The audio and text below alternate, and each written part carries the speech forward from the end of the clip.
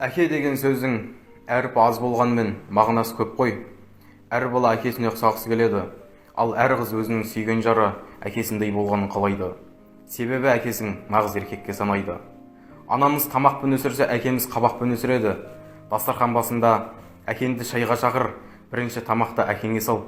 Көшеге шығарда әкеңнен сұран, бірдеңе білдірсең әкеңнен таяқ жейсің деген сөздер әр отбасыда болған шығар.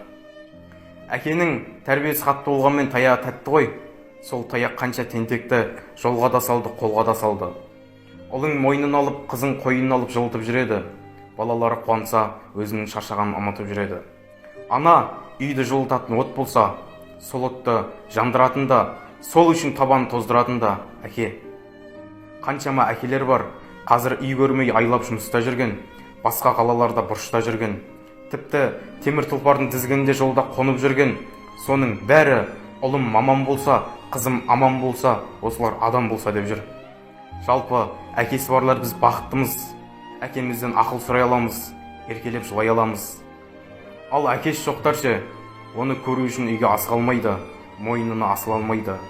Әке мерекеңізбен деп мейрам сайын мазалай алмайды, киімдерін жуып тазалай алмайды. Алланың қалауы бәрі. Мейлі біреудің әкесі байлыққа малынған болсын, біреудің әкесі ішімдікке салынған болсын, бәрібір әке әрбір үшін алтын. Сондықтан мүмкіндік бар, құшақтаңыз, қуантыңыз. Алыста жүрсеңіз қоңырау шалып, әкешім деп амандасыңыз.